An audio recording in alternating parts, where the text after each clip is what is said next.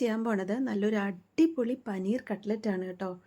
നല്ല ഹെൽത്തി വേർഷനിലാണ് ചെയ്യുന്നത്. ടേസ്റ്റ് കൂട്ടാൻ വേണ്ടിയിട്ടും ഹെൽത്തിനായിട്ടും അവസാനം ഒരു സീക്രട്ട് ഇൻഗ്രീഡിയൻറ്റും കൂടെ ഞാൻ ചേർക്കുന്നുണ്ട്.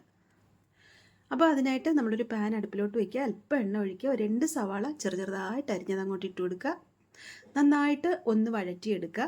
അതിനുശേഷം നമ്മൾ അല്പം മഞ്ഞൾപ്പൊടി ഇട്ട് കൊടുക്കുന്നുണ്ട്, പിന്നെ നമ്മുടെ എരിവിന് ആവശ്യമുള്ള മുളക് പൊടി അതങ്ങോട്ട് ഇട്ട് കൊടുക്കാം, ഒരല്പം ഗരം മസാലയും കൂടി ഇട്ട് കൊടുത്തിട്ട് അത് നന്നായിട്ടൊന്ന് ഇളക്കിയെടുക്കാം.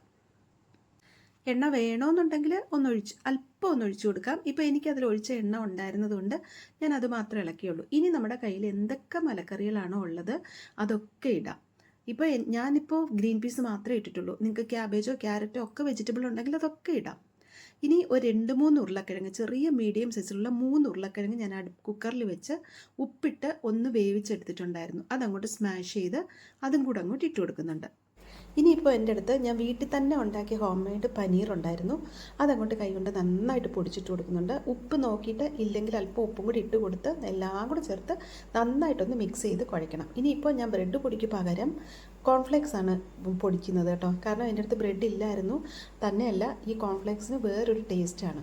അപ്പം ഞാൻ ഈ കോൺഫ്ലേക്സ് പൊടിച്ചതിന് ശേഷം അതിനകത്തൊരു സീക്രട്ട് ഇൻഗ്രീഡിയൻറ്റ് എന്താണെന്ന് വെച്ചാൽ ഞാൻ നട്ട്സ് പൗഡറിൻ്റെ കുറച്ചും കൂടി ഇട്ട് കൊടുത്താണ് ആ കോൺഫ്ലേക്സ് പൊടി റെഡിയാക്കുന്നത്. ഈ നട്ട്സ് പൗഡറിൻ്റെ വീഡിയോ ഞാൻ ആദ്യം തന്നെ ചാനലിൽ ഇട്ടിട്ടുണ്ട് കേട്ടോ.